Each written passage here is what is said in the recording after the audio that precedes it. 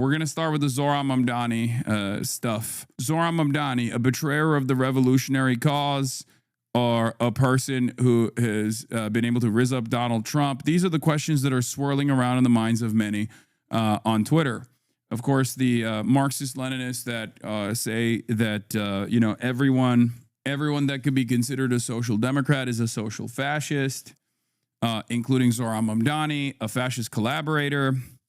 And then also on the other side, there are a lot of people who are like, Zohran is the bringer of revolution. He did it. He rizzed up Donald Trump and single-handedly is making America socialist. I am somewhere in the middle here, a little bit of a centrist, a little column A, little column B.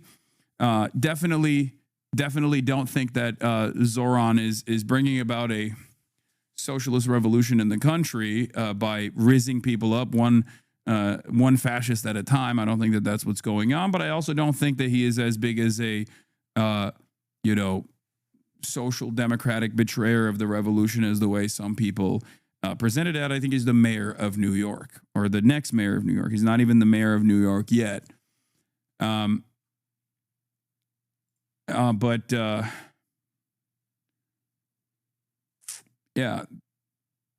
There is a lot going on in the world, okay? There's a lot going on in the world, but let's take a look.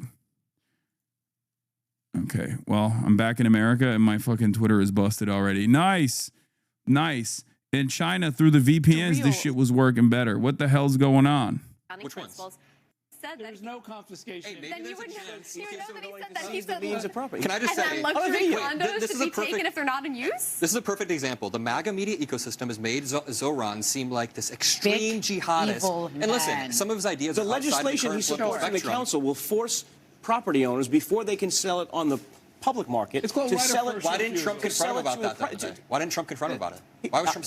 He said it was his honor. Maybe he did. He said it was what his Trump honor. said? Trump said that we both agree on increasing the Yeah. supply of housing, and They're that's best going friends. They're BFFs. I'll tell you why it hasn't taken the socialism issue off the ballot, because Zohran Mamdani's own party is facing a challenge. Because not just is Hakeem Jeffries facing a challenge from a socialist, but you have Jerry Nadler retiring and socialists running for that seat. You have Dan Goldman facing a socialist challenger. You have Grace Meng facing a socialist challenger. All these members of the House, there's probably 4 or 5 of them, are facing socialist challenges. Although, I guess we should know that Mamdani has explicitly come out against a challenger. And this is why I to give him Hakeem credit. Jeffries. This is why I give him credit, because he has the most to lose. He spent last night basically telling his own DSA members not to support a socialist against an establishment Democrat. Yeah. Now today he's out there, chumming around with Donald Trump. He has a lot to lose on this, and I give him credit for doing the right thing. Let me ask you real quick on Lee Stefanik. She had a response to all of this. She says, we all want New York City to succeed, but we'll have to agree to disagree on this one. If he walks like a jihadist, if he talks like a jihadist, if he campaigns like a jihadist, if he supports jihadists, he's a jihadist. And he is Kathy Hochul's jihadist. If you're at Lee Stefanik tonight, how do you feel? Because I'm not sure that works I don't think, anymore. no matter what, she ain't going to take her foot off the gas. I mean, she's going to go after him. She uses the term jihadist, but if you hang out with Hassan Piker, if you hang out with people that deny 9/11. Yeah, famously, I am also a jihadist. Thank you, bald Staten Island Republican dipshit. Yeah. Brother, between you and I, who do you think closely resembles the unironic socially regressive policies of what you consider to be jihad? Like, because if we're going to think about what Americans think jihad actually means, who do you think between me and the average Republican is closer to what these guys think is jihad, Sharia law, Taliban rule, It's a fucking Republican. The American Taliban is the Republican Party, okay? Repression of women, denying them their fucking bodily autonomy, every single thing that these dipshits advocate for on the social front, while they simultaneously claim it is people like myself or Ilhan Omar, even Zohran Mamdani, that are, doing Sharia law, doing jihad, they are the ones who are unironically advancing the concept that is infinitely closer to jihad or Sharia in the United States of America. Okay? What they suspect is what jihad is. What they suspect is Sharia. It's very fucking stupid.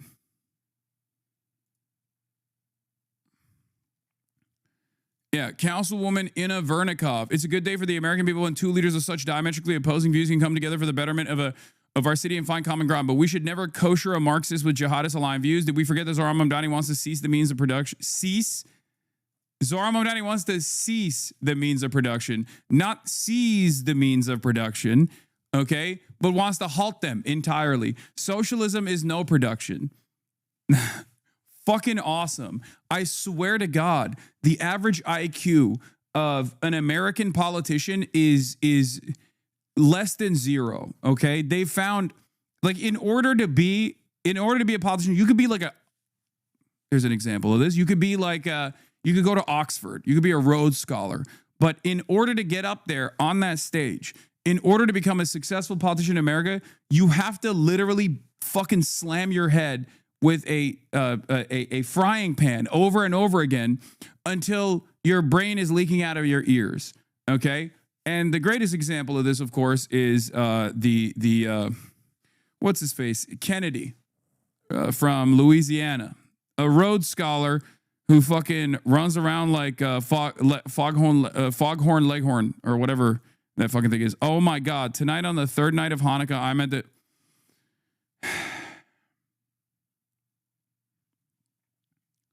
It's always the same shit. She's the one who invited Netanyahu to attend Zohran's inauguration. It's always this. It's always this. It's 100% of the time. There's a 100% success rating on this shit.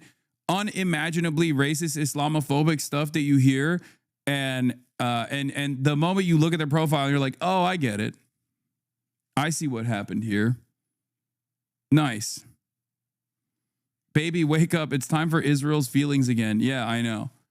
Exactly. Did we forget that he refused to condemn globalized intifada, refused to condemn Hamas, campaign with some guru said America deserved 9/11, and pressed around with jihadists? Just yesterday, Mamdani blamed a house of worship for the protests which called for violence against Jews inside the temple. Mamdani should have been given a spanking at the White House. Disappointed that instead he was legitimized. Oh no.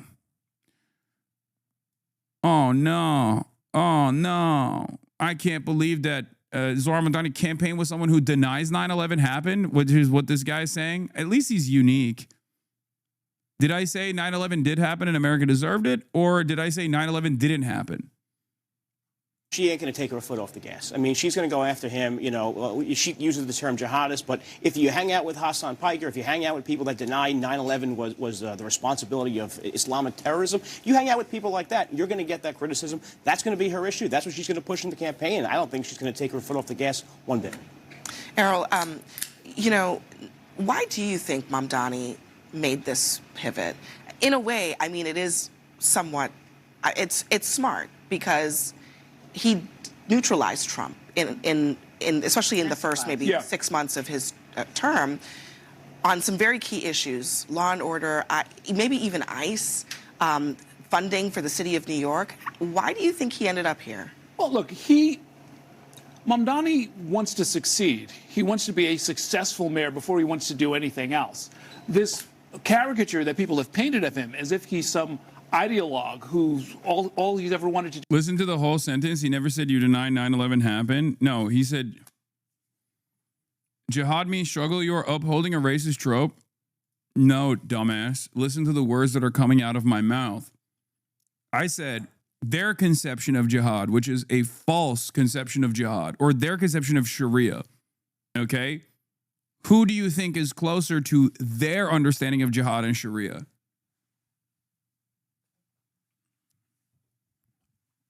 Listen to my words. I'm not saying this is the appropriate. I'm not saying that this is the appropriate understanding of what jihad means. Now you are, yes. No, you fucking moron. I said it in the beginning. It's not my fault that you are incapable of hearing what I'm talking about. Before you didn't? Yes, I did. You're actually wrong. And not only are you wrong, you're being annoying. You're wrong and annoying. It's the worst combination. I did. Stop trying to fucking woke scold. It's your fault that you didn't hear what I was saying. It's not my fault that you didn't hear the full statement. Yeah, if you subscribe, you can actually use the rewind function and go back and listen. Okay? The Piker Broadcasting Service is sponsored by you, the viewers, for you, the viewers. If you subscribe, you can actually use the rewind function on your desktop, as a matter of fact, for $8 a month or for free. Or is it $7 a month? Or for free with a Twitch Prime by connecting your Amazon Prime account to your Twitch account. The Piker Broadcasting Service is sponsored by you, the viewers, for you, the viewers. Do is implement this ideology. He's been in office for 5 years. That is not at all what has happened. We've seen what socialist incumbents have done. If you look at Alexandria Ocasio-Cortez, they have not ended the social order. They have not overturned capitalism. Bernie Sanders has been in office for how long? He's given the same speech for a generation. I'm going to... They're a minority within the Hasan, show me your legs, daddy. Hasan, I'm going to fucking rape you, bitch.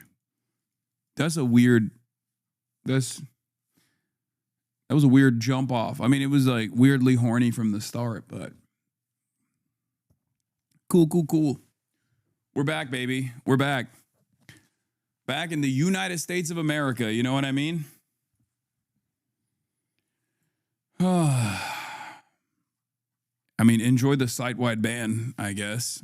I don't know why you would put that out there, but I guess it's a sock account created following since. Welcome home, brother. Yeah.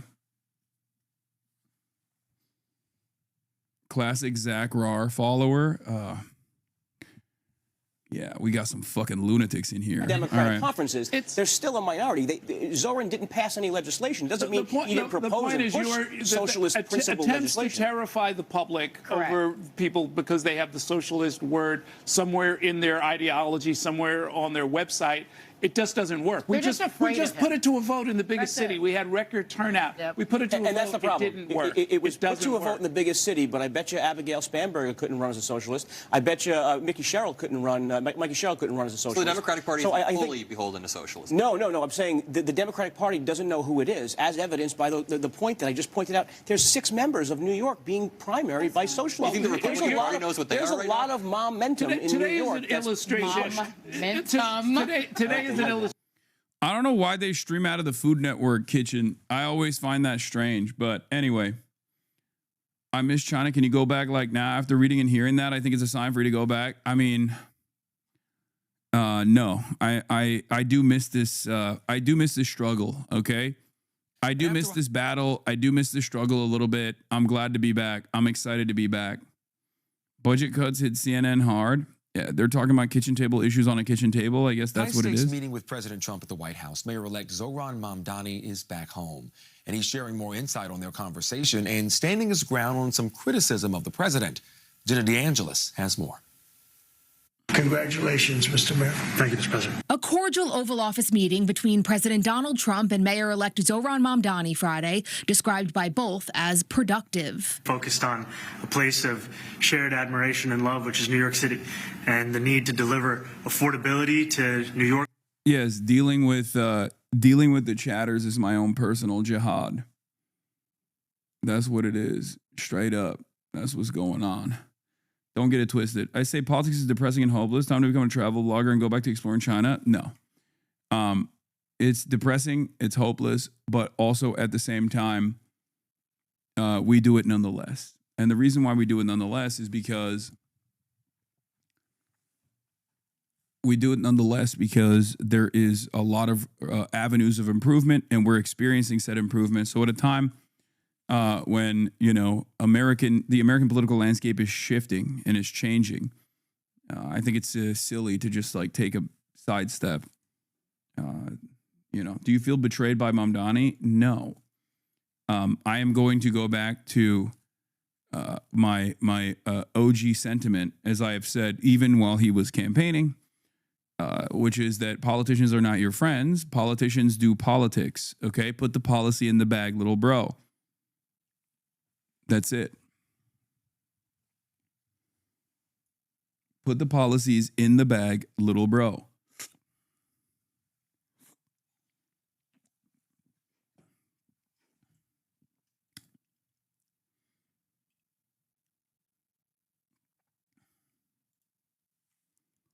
I expect to be helping him, not hurting him. A big help, because I want New York City to be great. On Sunday, during his first appearance back home, Mamdani said he was feeling good. Too often, when two politicians meet, the conversation rarely extends beyond them. And what we found instead is that this was a conversation that was productive. The mayor-elect speaking to reporters outside a Bronx church where inside he preached his priority, a more affordable city. And to do that work means to work with anyone, so long as the work that we do is the work to help this city and the people that call it home. While the two appear to be putting aside their differences after months of trading insults, over the weekend, Mamdani didn't shy away from past criticism or... Yeah, I mean, he's the president, okay? Fascist or not, he's the fucking president. And we do not have the organization to like militarily resist a fascist government.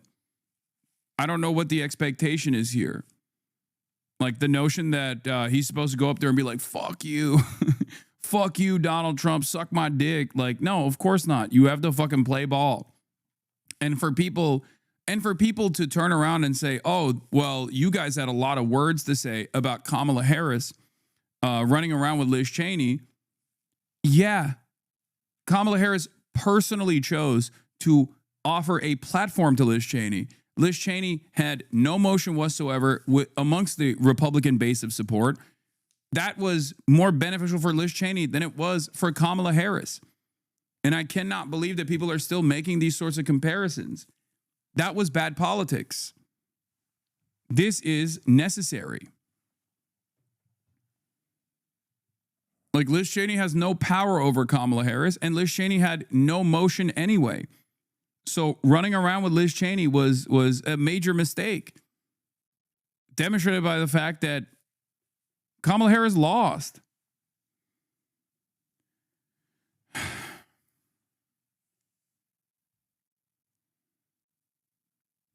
In this circumstance, you have to look at the position that Zohran Mamdani has and the position that Donald Trump holds. And in this circumstance, this meeting is more beneficial for Zohran Mamdani than it is for Donald Trump. This has been my main issue. They were 1,000 times more organized in 1919 than we are today, 10,000 times more serious than we are. We are cooked, and any leftist who thinks we could usher in socialism at this time is either 1, blind, 2, stupid, 3, both, or 4, a counter-revolution who's just trying to show that they're determined. The other left is. You have to organize within the material realities that you have, not one where you wish, not material realities you wish we had. Okay?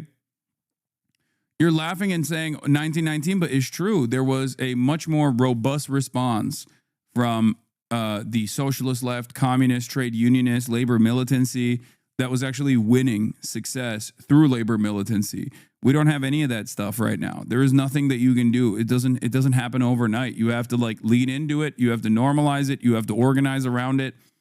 And eventually, if the opportunity is there, then you have to move. You can't do that right now. It's just, this is something that I have talked about quite a bit.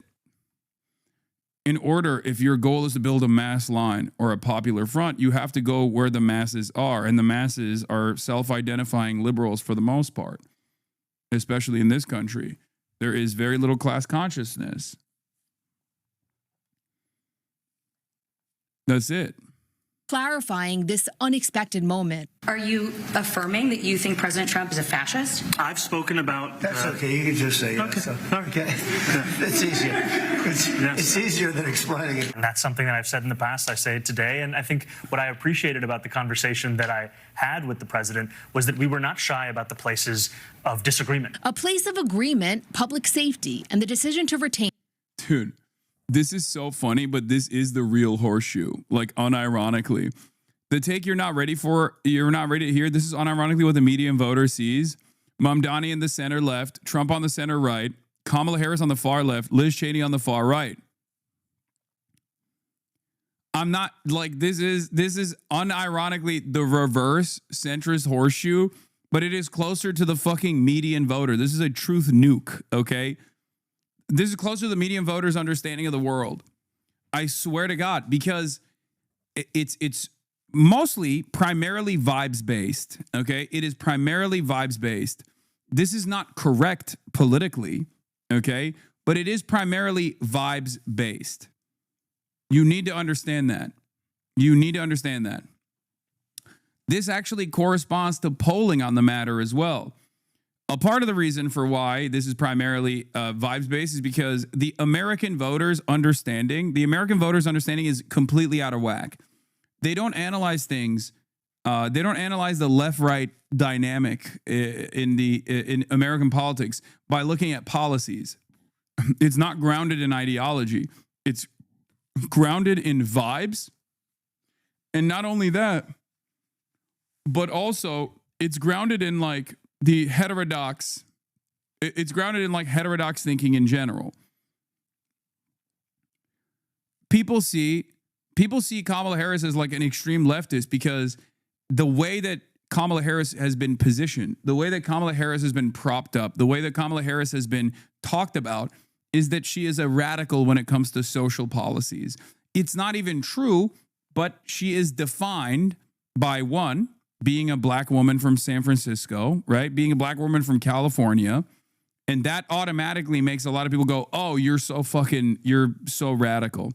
And then two, it's because the most tangible policy position that she was mapped to, that she was anchored around, was that she wanted to do transgender bottom surgeries for Guatemalan migrants in immigration prison, okay, in immigrant detention facilities.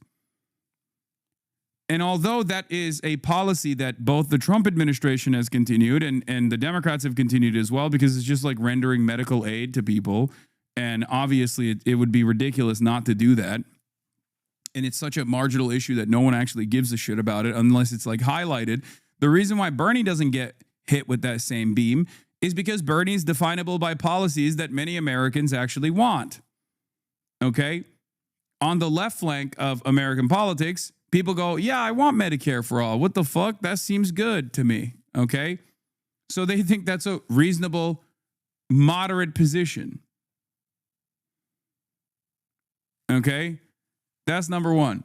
Number two, Bernie is not hit with the culture war beam as much because his policies, and the same goes for Zohran Mamdani, who is even more woke than Bernie Sanders. Why are they not seen as extreme on the left? Well, the reason why they're not seen as extreme on the left or have higher degrees of favorability is because they are identified by what they can do for the population, what they want to do for the voters. And those things that they're identified by are sound, reasonable, modest proposals that are simply expanding on pre-existing social safety nets. Okay? My point always has been that if Kamala Harris, for example, ran on identifiable key policy prescriptions to the ailments that many American working class people are experiencing, then ultimately it would have been much harder to present her as like a silly, crazy person who only cares about woke. You can't lie to me. It's just popularity makes you a centrist. I mean, this also is stupid because like being a centrist is considered the good thing here. Okay? Like there is a higher value associated with like centrism. This isn't even correct. I think most Americans basically see a couple key policies that they appreciate, and they make up their mind on whether they like it or not. And also heterodox thinking as well. When I was at Zohran Mamdani's rallies, the crowd can do a call and response to his top policies: freeze the rent, make buses fast and free, make childcare free. The only other time I've heard that where people are able to call back to signature policy is President Trump's build the wall. That's about more than just showmanship or social media. It's about rooted in a value that people can easily identify and trust you on. It's two electeds who treat politics as a collective action rather than a game played top down. My take on Zohran Trump, and instead is spitting here. Okay, this is what I've said over and over again as well. Right? If you are definable by key policies, then people can't put fucking words in your mouth because you can always go back to that. You can always go back to that. You can always go back to, the policies that you want to be defined by. The closest identifiable fixture of both of these guys is that they are populists, okay? One is a fake right-wing populist who really focuses on winnable culture war issues that they're constantly propagandizing over, and also redirecting the attention and anger and animosity that the average working class person feels back to marginalized populations, a sloppulist, if you will, whereas the other one is a left populist who recognizes that the real solution is economic improvements. This is something that I have said over and over again.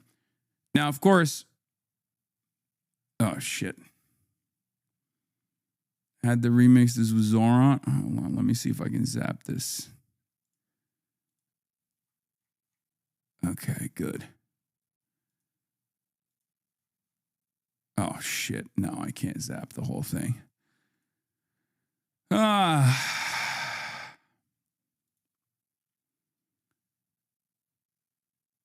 You forget that $3 billion in their account diff. Stop using populist wrong. What do you mean? I hate people using the term populist. A populist isn't someone who is popular. What? What? I'm not saying that a populist is someone who is popular. What are you talking about? A populist or populist policies are policies that populist is anti-democratic.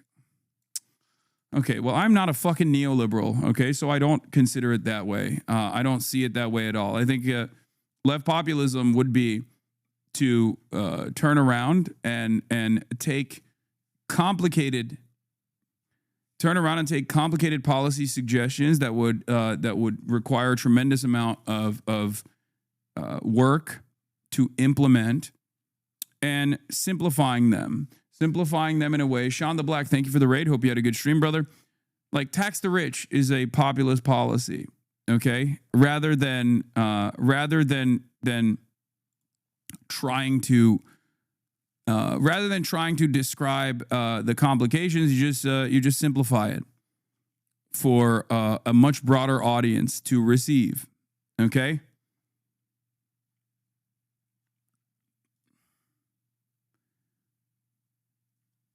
And populist policies are oftentimes those policies that benefit the largest number of the population in an easy to understand way, in an easy to understand messaging campaign. Okay?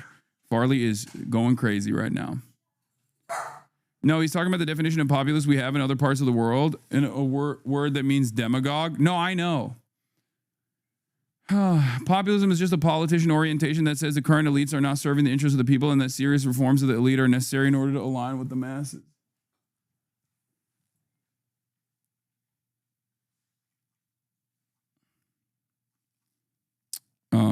Anyway, let's continue. In NYPD Commissioner Jessica Tisch.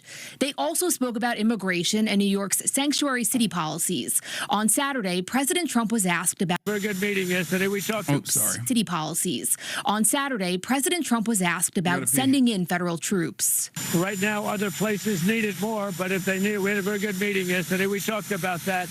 But if they need it, I would do it. Mamdani said he told the president what separates New York City from anywhere else in the country is the NYPD, and he trusts police to deliver public safety. Jenna DeAngelis, CBS News, New York.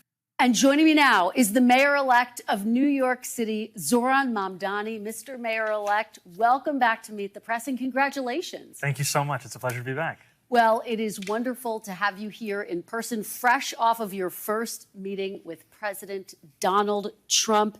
He praised you. He even said you could do a great job as mayor despite months of a bitter back and forth. Were you surprised by the warm welcome that you got? You know, I was looking forward to having the meeting with the president to speak about the needs of the 8.5 million people who call the same city we love home, and to speak, frankly, about the affordability crisis that is pushing so many of them out of those 5 boroughs. And I found in the meeting that I had with the president a productive one, and a meeting that came back again and again to the central themes of the campaign that we ran: the cost of housing, the cost of childcare, the cost of groceries, the cost of utilities. And it showed that this is an opportunity to now start to deliver so that people can do more than just aspire to struggle in New York City, but actually to be able to live there. But did you expect it to be so chummy? What was going through your head when you were standing there? You know, I thought again and again about what it would mean for New Yorkers if we could establish a productive relationship that would focus on the issues that those New Yorkers stay up late at night thinking about. Because so often in our politics, we try and tell people what they should be worried about, what they should be concerned about. But when you actually ask New Yorkers and you listen to them, you hear it come back to the issues that animated not just the conversation the president and I had with the press after our meeting, but frankly in the meeting itself. It was a conversation where we spoke about the need. Whoever media trained Mamdani needs to be the head of the Democratic Party immediately. Lamau? No. I think it starts with the policies. It starts with the worldview. The reason why you consider him to be so good at messaging and so believable is because he has a well-defined worldview that is outside of normal politics in the Democratic Party. Like, he is a solid communicator. He's naturally good. He's naturally charismatic. He's naturally a solid communicator, which certainly helps. But ultimately, it definitely does come back to having politics that are anchored around simple to understand policies. Okay, he comes across as sincere, but ultimately, he comes across as earnest and sincere around advancing an agenda that many people associate him with. Okay, it's as simple as believing in something. Simply put, if you want it to be defined not by the actual politics of Zohran Mamdani, you can basically say he believes in something. Democrats come across as believing in nothing. Republicans, on the other hand, also believe in something, right? There is a level of sincerity with Republican politics, even though the politics they believe in are fucking awful. They're garbage. They're harmful to large swaths of the population. They still have definable worldviews, even if we consider it to be evil, right? They have a definable worldview that is seen as tangible, and also people can associate with them positively or negatively if they choose to do so. Democrats, on the other hand, oftentimes shy away from that. They think that's a failure. They think that's a bad thing to be defined by policies. They are oftentimes believe that the most successful method is to simply say you are not a Republican, and then that's it. That should be enough for everybody to vote for you.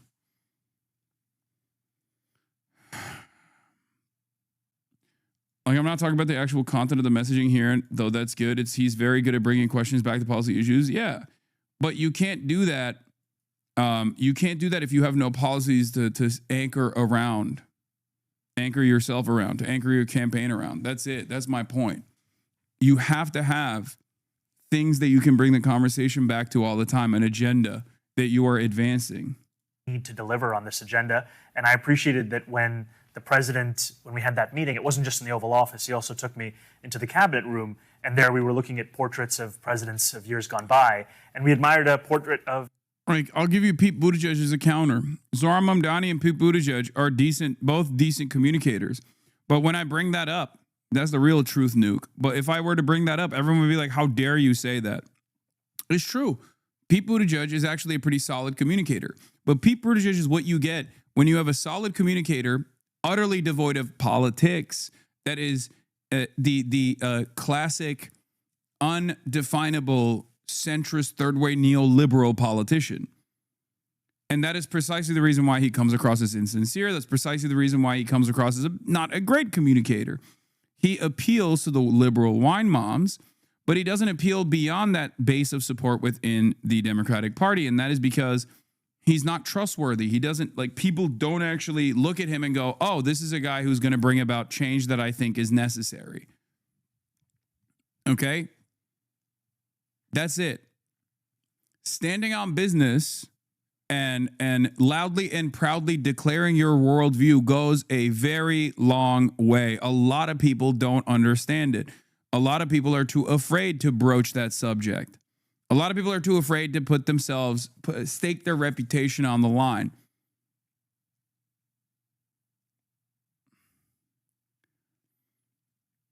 Pete makes word salad to make you agree either with him on whatever he's talking about. Zohran wants free buses.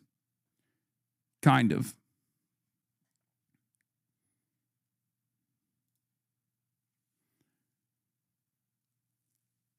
FDR.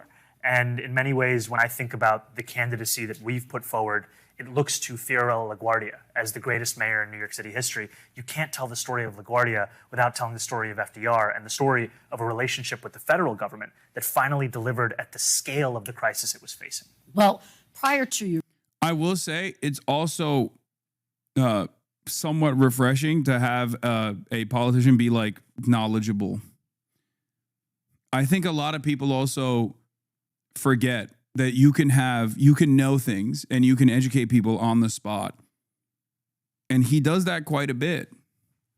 I mean, obviously it's centered around New York politics, but ultimately it's not a bad thing that you can do that, you know?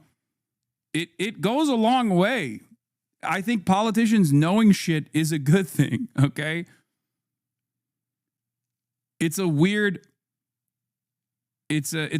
world that we live in where I think people automatically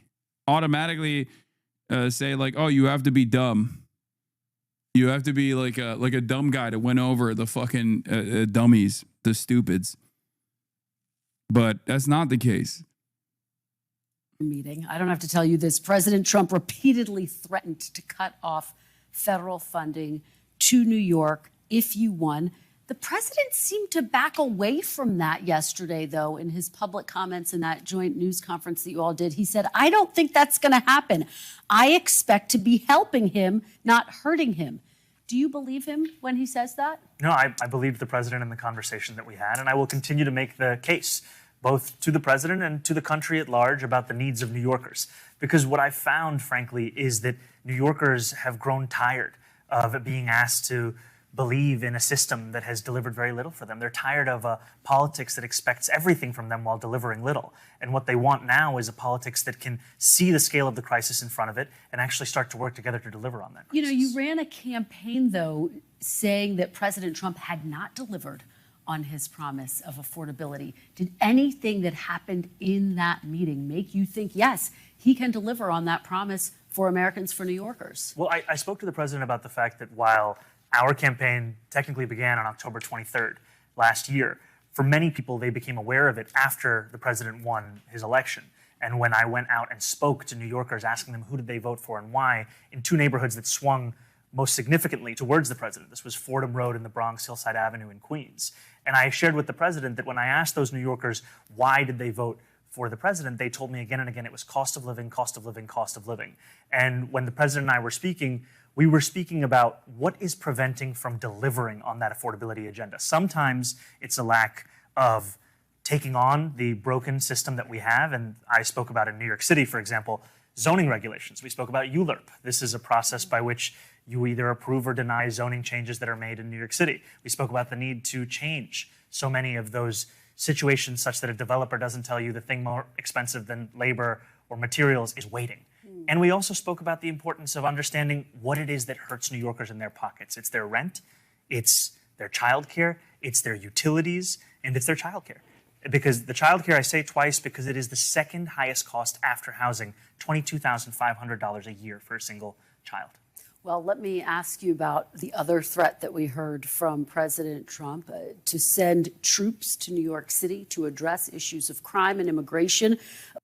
Does it bug you that Zohran is too on message sometimes? No. We've seen him do this in other major cities. Did you get any assurances in your meeting, Mayor-elect Mamdani, that President Trump will not send troops into New York? I told the president that the cornerstone of an affordability agenda is public safety, and that it is critically important to me. And for all that has been said and all that has been spoken about, and the tens of millions of dollars looking to make New Yorkers fearful of that question, the truth of it is, in fact, that I'm looking forward to working with the NYPD to deliver on that. And I shared with the president that my decision to retain Police Commissioner Jessica Tisch is in large part a recognition of the fact that in her time leading the NYPD, she has driven down crime across the 5 boroughs while starting to uproot corruption. This is my least favorite part about like all the things that he's done so far. Not only because like Tisch is a ultra Zionist, but also I think like getting a police commissioner that is on board with your worldview, or at least like much closer to your worldview, is a much better way to deal with it. But I think that it's a miscalculation. I think it's a miscalculation overall, but that is the real reason why a lot of people are souring on Zohran Mamdani. I'm not one of those people that says like, oh, this is, you guys don't want someone to actually govern and legislate. You're being silly and childish. I think that's an understandable area of concern. I think it's a totally valid criticism. I think his answers on that were really bad leading up to the election, and I was a lot more forgiving because there was an election in that situation. But like the Jessica Tisch thing is part of the reason why like even Trump was more comfortable associating with Zohran, apparently, saying like, oh, well, he kept Tisch on.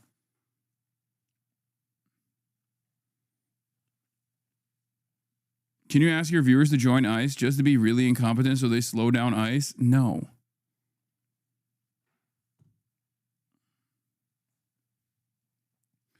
You cannot get rid of any Tisch in New York. It's akin to thinking you can just say fuck you to the president.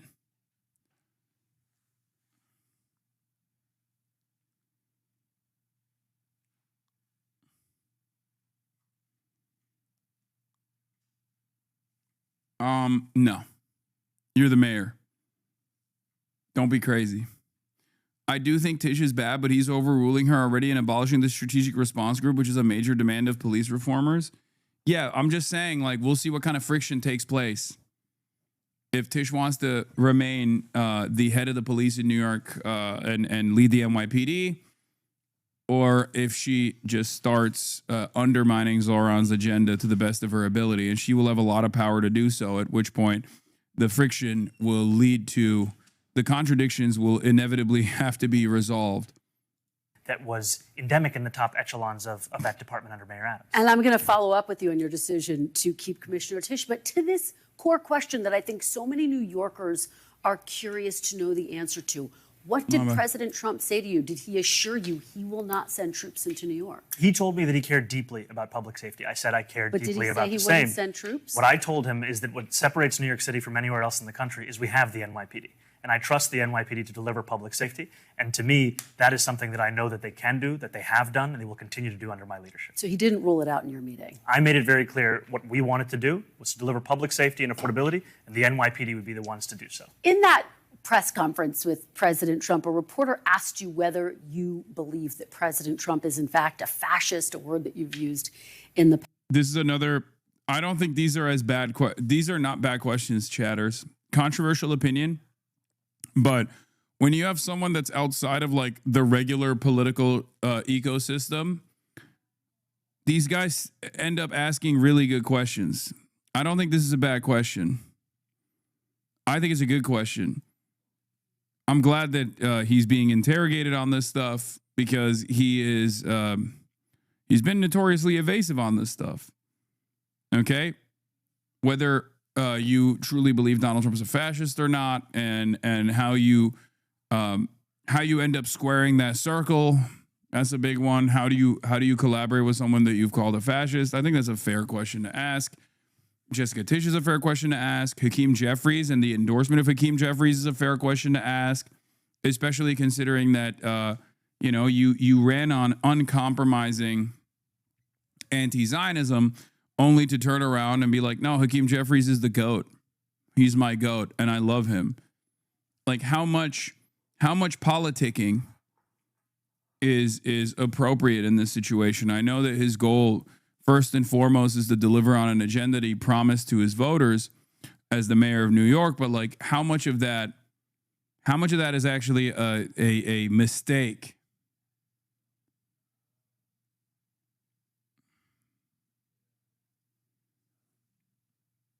Past. You were about to answer. Then President Trump sort of jumped in and he said, quote, "That's okay. You can just say yes. It's easier than explaining it." So, Mr. Mayor-elect, just to be very clear, do you think that President Trump is a fascist? And after President Trump said that, I said yes.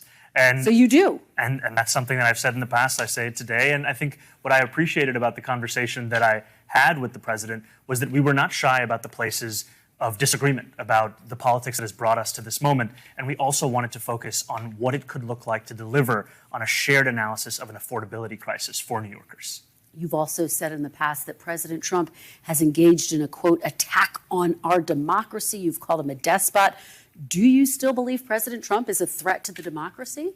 Everything that I've said in the past, I continue to believe. And that's the thing that I think is important in our politics, is that we don't shy away from where we have disagreements, but we understand what it is that brings us to that table. Because I'm not coming into the Oval Office to make a point or make a stand. I'm coming in there to deliver for New Yorkers. And a few weeks ago, I was asked by a reporter 3 words to describe myself. I said, New York City. And that's what animated that conversation. How do we deliver for the people of New York City? Fascism is a bit more than a disagreement. Yeah, but do you have... Dude, he is the president, okay? As long as you're not conceding to the president, you're gonna have to fucking demand that he doesn't cut funds if you're the mayor of New York, okay?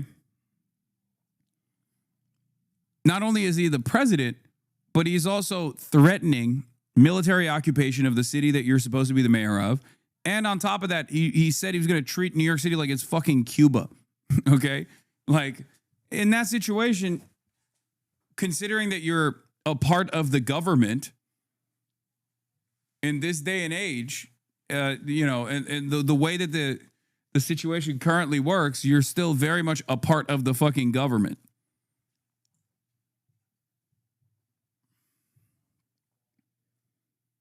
Am I kind of wrong for looking at Zohran a little sideways right now? Just a little? No, it's understandable.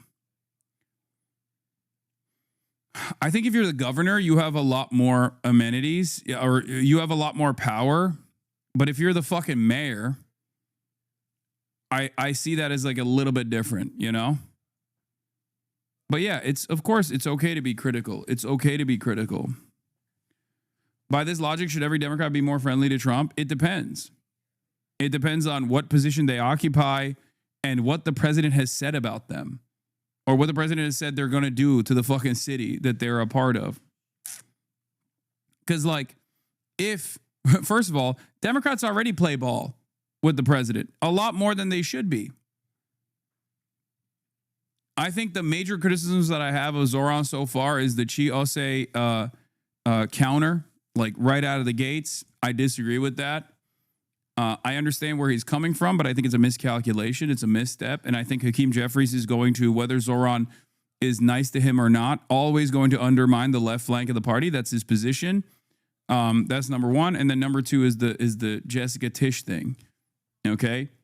I don't really care about him. Like going and talking to the president and seemingly coming across as like chummy in this interview, especially when he's not backing away from any of his positions. Like, so far, I think Trump is actually, like I said before, playing politics, appearing positively with Zohran, partially because he wants a little bit of that shine. Okay. And, because he did win on an affordability agenda, and Donald Trump knows that that's like a major thing that his voters demand of him. So he wants to seem more sincere on trying to tackle the affordability problems. And I think Zohran messaged around that very well. That's number one. And then number two, I think Trump wants to throw a grenade in the Democratic Party politics by coming across as more pro-Zohran. Coming across as more pro-Zohran actually causes some level of instability within the Democratic base, or at least not in the base, but in the party structure, because you've seen establishment Democrats either refuse to endorse Zohran Mamdani or basically endorse him quietly at the last moment, like Hakeem Jeffries, right? Or even be antagonistic towards him and call him a jihadist and shit. Yehuda says, the biggest issue I have with him so far was saying that people should be able to pray without being threatened in response to a protest about a land sale. Very much Zionist capitulation that directly affected me and other protesters.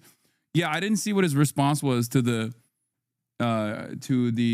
synagogue protest that took place, but that was like classic. That was classic pro-Israel doing land sales and fundraisers for the fucking IDF inside of a place of worship. It says a lot worse things about the Zionists in that circumstance than it does about the fucking people protesting against it. The people protesting against it were doing something totally valid. And Zohran Mamdani, given his long history of anti-Zionist protests, absolutely knows what that looks like and absolutely knows who's in the wrong there. So any kind of fucking capitulation to that shit is ridiculous. But I suspect that he probably wasn't as as upset about the protesters at all in the way that you presented. I didn't see it though.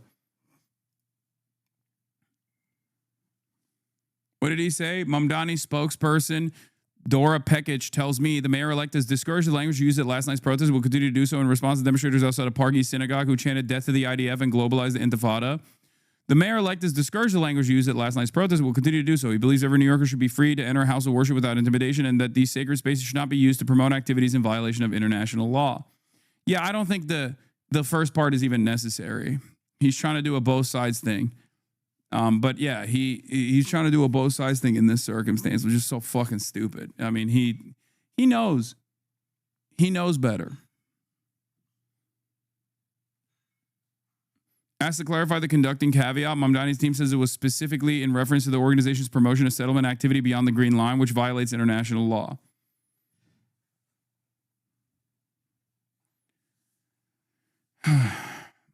Yeah, note that he didn't disavow the protest itself and actually didn't disavow the synagogue event. Yeah, this is because this is the issue with the initial disavowal of globalized Intifada. His first response was appropriate when he said, like, people don't understand what this means. Yes, it comes across as hurtful only because people are scared of the word Arabic, the word Intifada, which is an Arabic word. Okay, he did disavow the synagogue event. No, I know, I understand that. I'm just saying that he doesn't even need to say like, oh, people shouldn't be fearful of going to the place of worship. I'm sorry, dude. If you're going to an illegal land sale of a fascist apartheid state in any place, whether it be a place of worship or not, then it's no longer a place of worship. It's a criminal activity hub. Okay, protest is the least people can do in this circumstance. Everyone else who has an issue with that can suck my entire dick. Okay, that's it. I think it's fucking ridiculous. I also think it's fucking ridiculous to complain about the language being used in this circumstance, like globalized the Intifada. It's a hurtful language. It's scary. It's like, no, you know better. You know it's not fucking hurtful or scary. You're just paying the piper here. Okay, you're trying to do your very best to manage the situation in a way that you don't really need to. I understand. During the campaign where you're like fearful that this was going to be the only thing you have to address, and you thought it could be easy to just like chop it, ahead of time. Oh, I'm not going to condemn the language. I'm not going to police the language. I think it's silly. That's probably a better way to go about it. Then again, I'm not the mayor, but as an analyst, as a commentator, this is my assessment. This is my position. I think when people are being insincere in their demands, you don't have to capitulate to those demands. Those are insincere demands. There's no reason that you have to capitulate to those demands. As a matter of fact, authenticity is key here, and it's actually been incredibly helpful for the way that Zohran has been perceived as opposed to the rest of the Democratic Party. So there's no reason to now do this kind of shit. No excuses, but every politician will do the thing we dislike. Which of those actions are you anticipating most from Mamdani?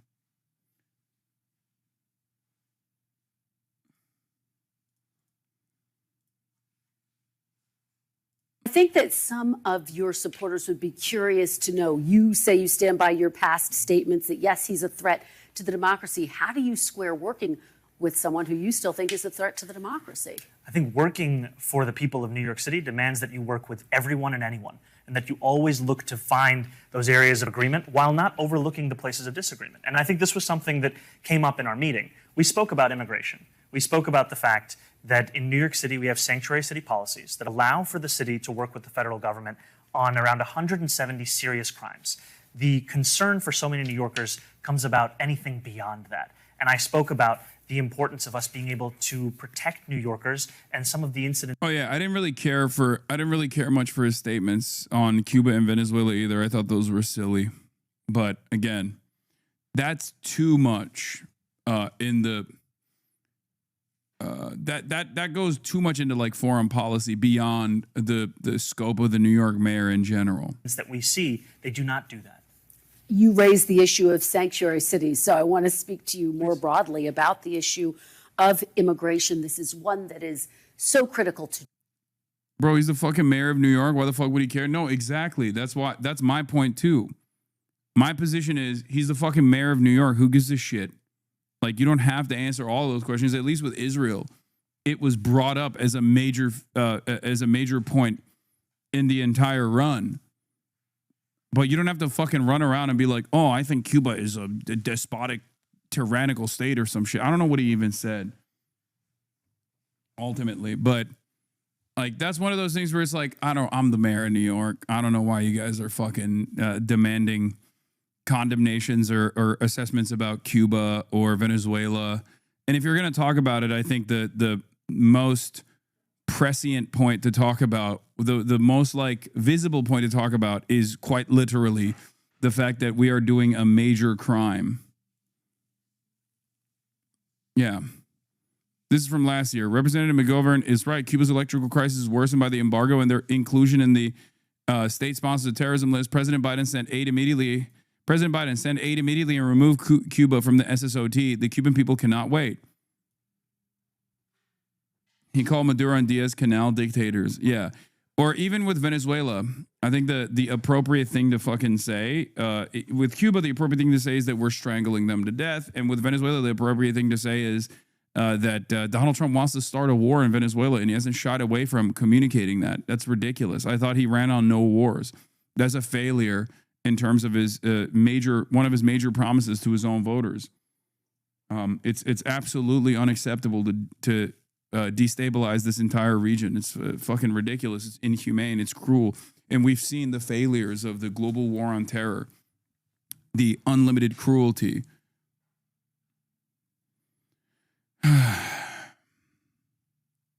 You know? In any case, let's New York, the rest of the country as well. One of your top supporters, Senator Bernie Sanders, recently weighed in on President Trump's record managing the border. He compared it to former President Biden. I want you to take a listen to what he had to say. I'll get your reaction on the Tim Dillon podcast, which Trump is crazy. Did a better job. I don't like Trump, but we should have a secure border, and it ain't that hard to do. Biden didn't do it. Those before him did not do it. We should have a secure border, period. Do you agree with Senator Bernie Sanders that President Trump has done a better job securing the border than former President Biden? I haven't thought much about comparing presidents on the question of securing the border. I think it's important that it's secure, and I also think it's important that we have an immigration system that is humane. And that's what I spoke about with the president, is that New Yorkers want to see humanity in the policies that are being implemented. Do you give President Trump some credit for the work that he's done to make the border, in Senator Sanders' estimation, more? This is forever one of Bernie's worst takes. Yeah, if you listen to the rest of his take and he expands on it, he does arrive at the same exact sentiment that Zohran is saying here. It's just that in that moment, I think it was a terrible fucking way to respond to that question, because you are under no circumstance or no obligation to say Donald Trump is doing a good job with the border, because it's just not true. It's just not true at all. That's it. The border crisis is a man-made crisis, and it's man-made because it is instigated with white nativist anti-immigrant sentiment in a country that is the most diverse country on the planet. And that diversity is unironically America's strength. It's one of the most redeeming qualities of the United States of America. It's part of the reason why the United States of America has been such a dominant force around the globe. Okay? The notion that like Donald Trump's attitude here is actually good is so stupid, especially when even Trump's very own base of support is souring on the immigration shit. Comparing it to the failure of the Biden administration also doesn't win you any favors, because it leans into the false notion that the Biden administration was also doing like open border policies or whatever the fuck the Republicans have framed him on. It's ridiculous. I hate that shit so much. I dislike it. I dislike it quite a bit, because First and foremost, it is untrue. It is not truthful. And the first thing you should always do is be truthful, be honest. It seems like he's doing a whole Trump is more credible on immigration, but that's a bad thing. But if you clip the first part of the sentiment, it sounds unresolved and supportive. Yes.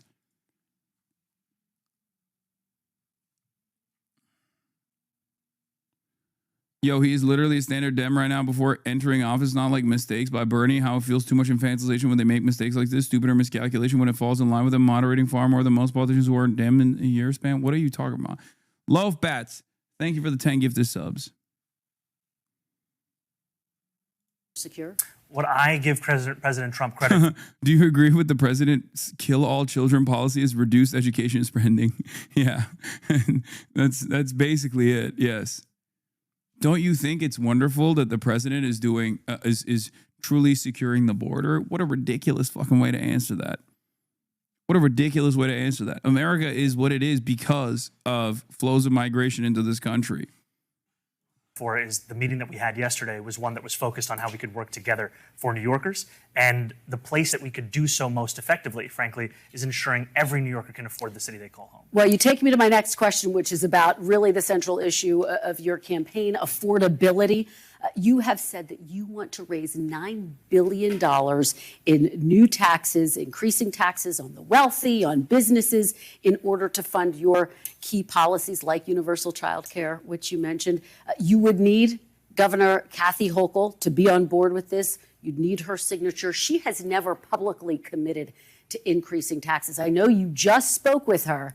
Mr. Mayor-elect, did Governor Hochul commit to you that she will support and sign on to your plan to increase taxes? The governor and I had a productive conversation, and what we both committed to is working together for the affordability agenda. And one thing I appreciate of the many about Governor Hochul is that she's been focused not just on affordability, but specifically on universal child care for quite some time. And now is the time to bring a partner forward in City Hall. And I've said plainly and openly that I believe that these are two tax proposals that make sense, increasing the personal income taxes on New Yorkers making $1 million or more by just 2%, increasing the top corporate tax rate to match that of New Jersey. And what I've also said is more important than how we fund something is that we fund something. And if there are additional or alternate revenue streams to do so, I will accept them and I will celebrate them, because the most important thing is to actually deliver for the New Yorkers who right now can't even conceive of having a family in New York City because of how expensive we've made childcare across the 5 boroughs. Well, and your entire agenda is incredibly ambitious: universal child care, free buses, among other things, lowering rent. Can you deliver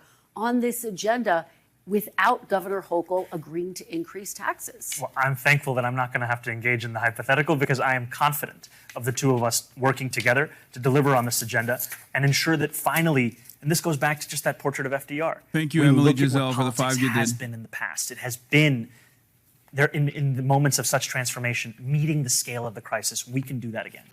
Mamdani, I want to work together with Trump. We need a secure border. I disavow Palestine protests. We love NYPD, and we want New Yorkers to do ICE raids, not federal agents. You guys, he's just playing ball. He's definitely having conflict with these people. I like that none of the things that you just framed there is accurate, whether it be my assessment or whether it be even the most negative associations with like what he has said thus far. Like, he said none of that, and I said none of that. How can you watch something and be so off on everything? Are you watching just a totally alternative? Like, are you just watching something entirely different right now? What the fuck's going on? Like, every part of this was ridiculous. I am saying that there are aspects of Zohran's fucking statements that I am very critical of. I'm not saying he's just playing ball. He's doing a great job. That's not what I'm saying at all. And I don't even think he went as hard as what you said. He got you on mute. Yeah, he cooked me. He cooked me because he's hallucinating an entirely separate reality.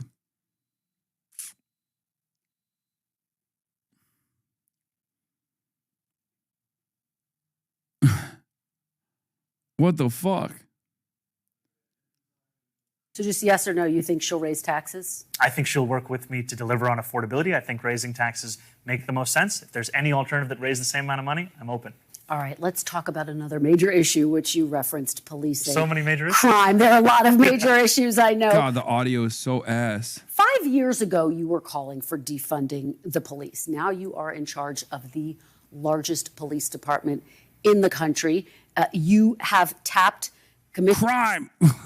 The fucking gain is base boosted. Commissioner Jessica Tisch to stay on in her job. She has accepted.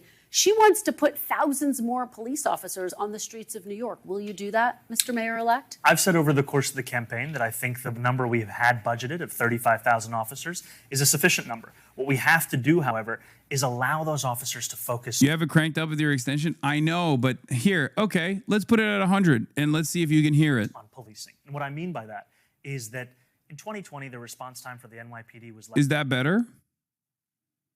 Is that better? Come on, no, keep backseating. Keep backseating. Is that better, you think? Or perhaps I know what I'm doing and there's a reason why I fucking cranked it. Sounds fine, actually. You won't be able to hear it. My audio is much higher.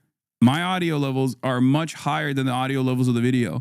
And if I kept it that way, everyone would say, oh, dude, I can't hear the fucking actual video. All right, you know what?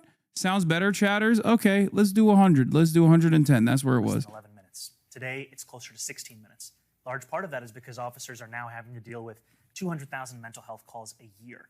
And so our proposal is create a Department of Community Safety, task it with the mental health crisis, the homelessness crisis, and allow officers to focus on serious crimes so we can get back to the work of delivering on this. As far as his like defund the police agenda goes, he actually did stay on message on that front, saying he's going to keep the current head count for the NYPD and lower the burden that the NYPD has to deal with.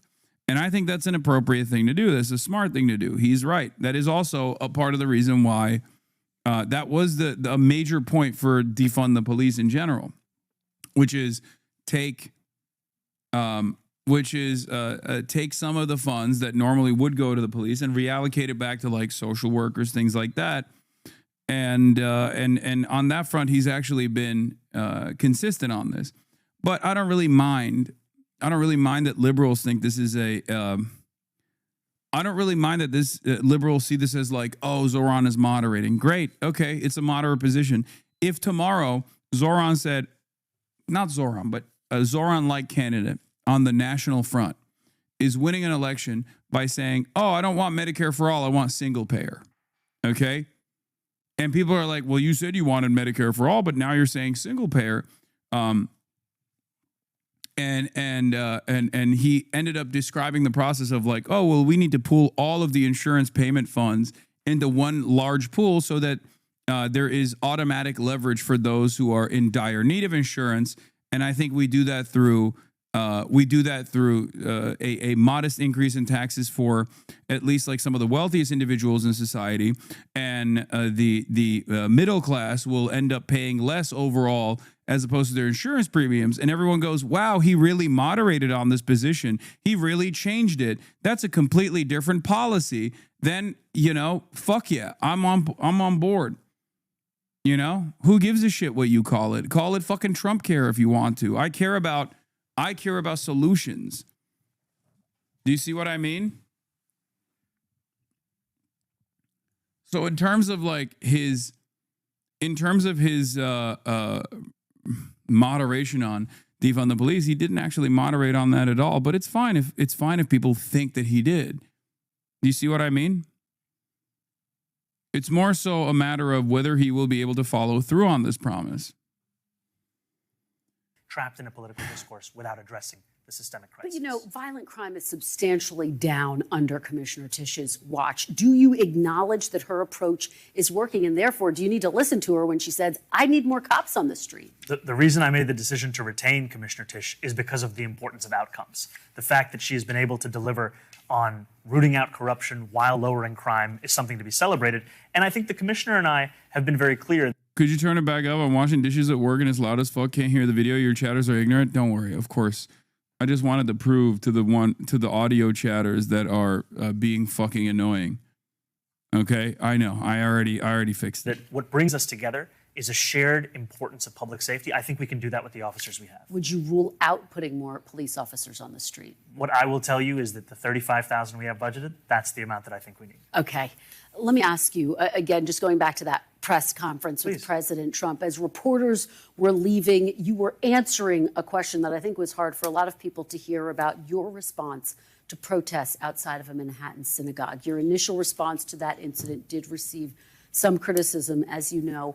What is your message to Jewish New Yorkers who feel you won't be tough enough in your response to anti-Semitic incidents? Since crime is down, why would they need more police? Great question. That's actually something that he should be saying at all. She should be saying as well. Be like, hey, look, she's actually succeeded on delivering on this promise, and I think it's good. It's good that she did that. But that doesn't mean that we need more cops, as a matter of fact. What we need is to lighten the burden of cops. Michael Fusscourt, thank you for the 25 gifted. Open Presence, thank you for the 25 gifted. Hell yeah. That I'm looking forward to being the next mayor of New York City and fulfilling the commitment I've made to Jewish New Yorkers over the course of this campaign, which is a commitment to not only protect them across the five boroughs, but to celebrate and cherish them. And what that looks like is rooting out anti-Semitism. It looks like increasing funding for hate crime prevention programs by 800%. And it also looks like ensuring that we have NYPD protection outside of synagogues and temples, especially on the high holy days. And I want to just say, recently on Yom Kippur, there was a horrific anti-Semitic attack in Manchester. A rabbi in New York City reached out to me and said, could you ensure that there's additional police protection outside of the synagogue for today? I said, absolutely. And I also asked, what if that rabbi did not know the next mayor of New York City? We have to make it so that it doesn't matter who you know. It matters that you will get that safety and security because you're a New Yorker. That's the administration I'm going to put together. All right. I do want to talk a little bit Why about... is Tish controversial? Billionaire dynastic family in New York. I mean, literally, the NYU Art School is named after her family. In the pocket of major developers, in the pocket of all of the fucking finance capital in the city. And on top of that, ultra-Zionist and a Trump supporter. Just like all of the bad things that you would not want in the person commanding the largest fucking army, the largest police force in the country.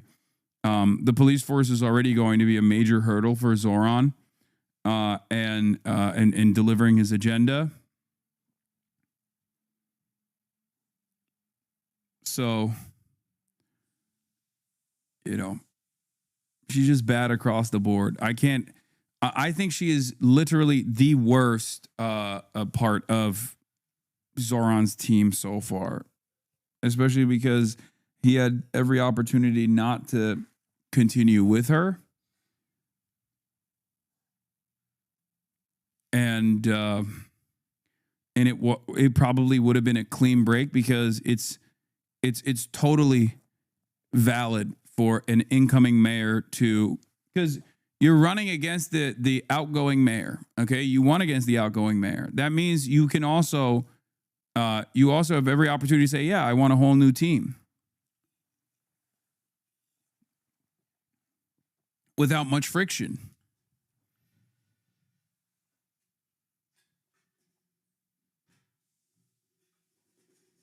A whole new team that actually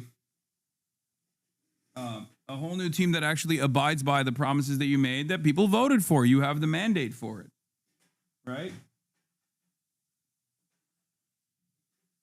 So if that's the case, when you have the mandate, it is the most opportune time to get rid of a potential enemy of your agenda without much friction, because it's like totally appropriate to do so. And instead, he basically defended her. Did she really reduce crime and corruption? I mean, crime rates are down. Violent crime rates are down. That is true. But that also holds against, that's consistent against national patterns as well.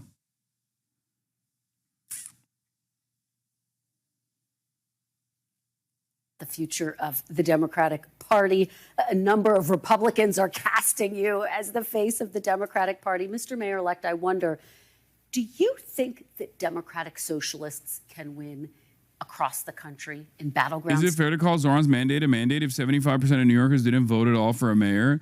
considering that it was a heavily contested race with a former dynastic name in New York politics and Zohran still was able to achieve above 50%, yes, absolutely. It's beyond a shadow of doubt that it is, yes, a mandate. And anyone who tries to act like it's not is fucking coping. Okay? Record turnout. He defeats not only the Republican, but also the other Democrat in the race, who still got a tremendous amount of votes. It is absolutely ridiculous.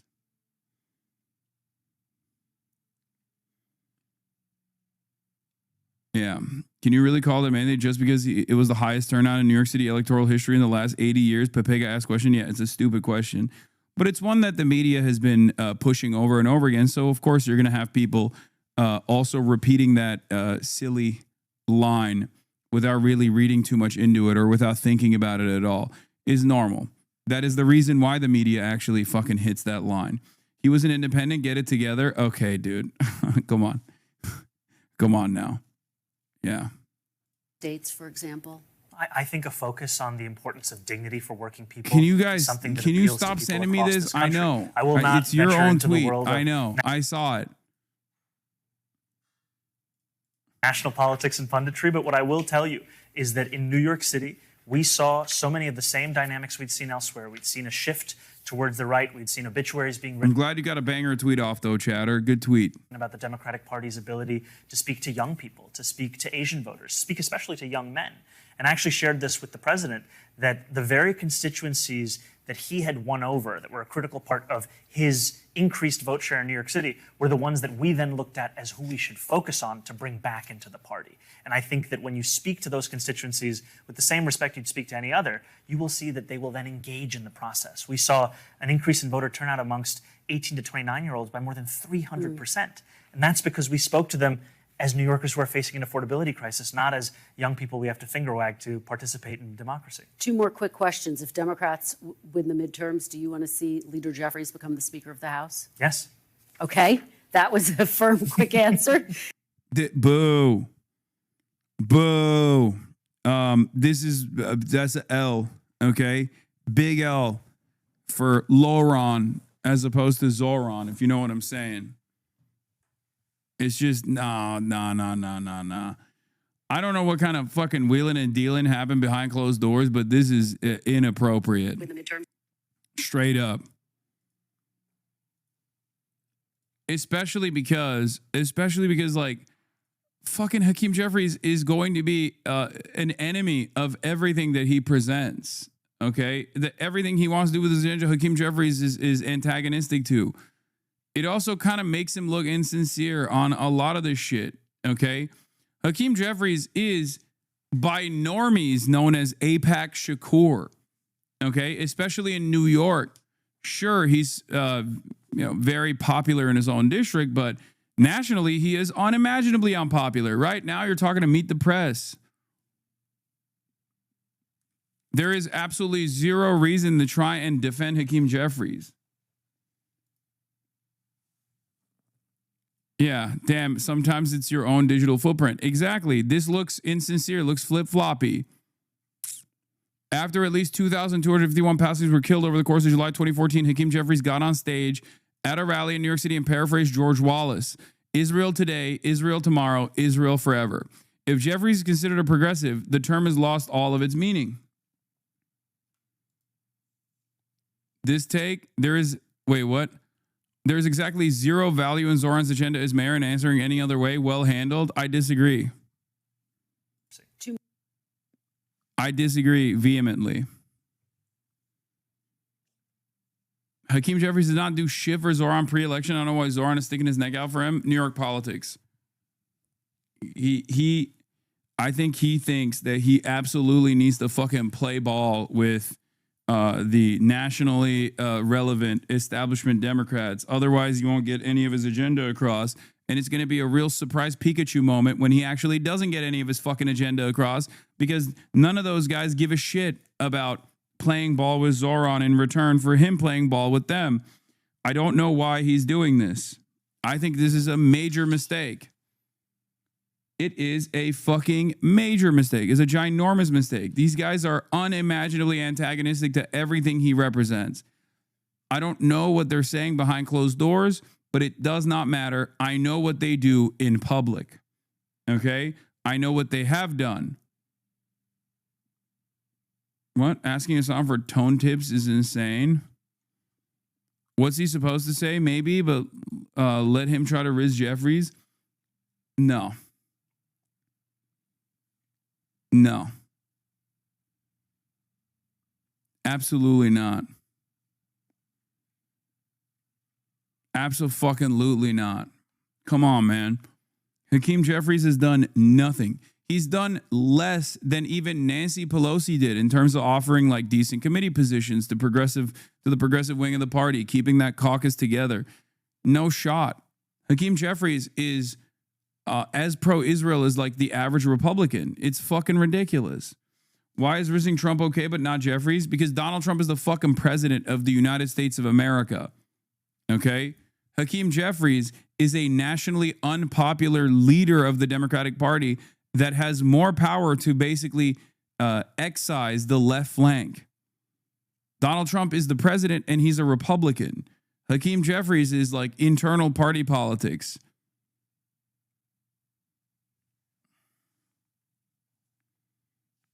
So you leave plenty of time for my final answer. Let me go back and give a little more. Look, like, do you think he's endorsing Trump? Do you think he's endorsing Donald Trump as president? Is that what you think he's doing? Because he is endorsing Hakeem Jeffries as Speaker of the House and the minority leader. It's fucking ridiculous.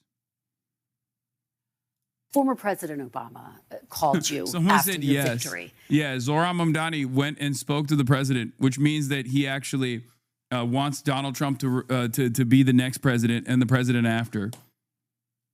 Okay? He tried to actively clear the fucking field for Hakeem Jeffries by undermining and then actively petitioning against Chiose, running against Hakeem Jeffries. I think is totally ridiculous. And he offered to be a sounding board for you as you take on this role of mayor of New York City. What advice did he give you about? And by the way, straight up, not supporting Chi and then going to the DSA meeting to say that DSA shouldn't support Chiose's campaign is not a good move. And he succeeded in making sure that the DSA, that Chiose could not field DSA's endorsement. As you guys probably saw already, should the citywide electoral working group recommend Chiose for endorsement for Congress in New York 8, got 46% yes votes and 52% no votes. I think that was a major mistake. A lot of the people, I read into this quite a bit. And a lot of the people that obviously could not participate in this voting process were the newcomers into the DSA. And I understand why there is like a system here at play that like the older DSA members obviously hold a lot more weight over where the organization can throw its weight around. This makes sense, right? Having said that, you have a fuck ton of newcomers that are joining the DSA because they like what Zohran did, which was unseat establishment Democrats.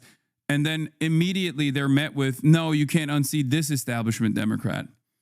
Disagreed. She is an opportunist is what a lot of people are saying. And it's like, oh, well, he doesn't have the same level of bona fides within the DSA structure as Zohran did. Fair. Okay.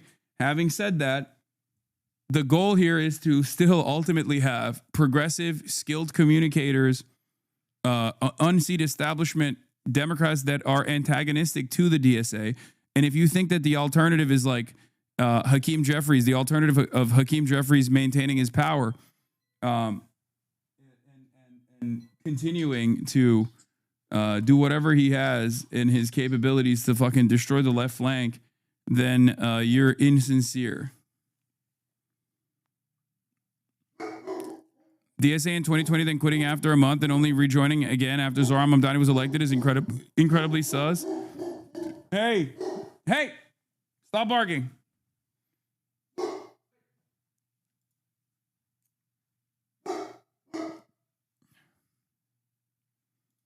how to lead effectively in these years ahead.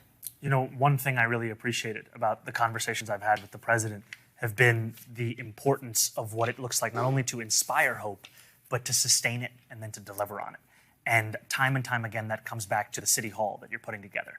And even right now, we have about 40 odd days of a transition. Transitions are typically a time of pageantry and pomp. We want it to be a time of substance, a time of purpose. And so we ensured that the first day after the election, we announced our 4 incredible co-chairs of our transition, our executive director. And then the week after that, the first deputy mayor, the chief of staff. We're moving much faster than typical because we want January 1st to be a day where we start to deliver, not start to prepare. And I appreciate President Obama's emphasis of what it looks like to prepare in advance so that you can deliver. All right, Mayor-elect Zohran Mamdani, thank you so much for being here. We really appreciate it. Thank you. Real pleasure.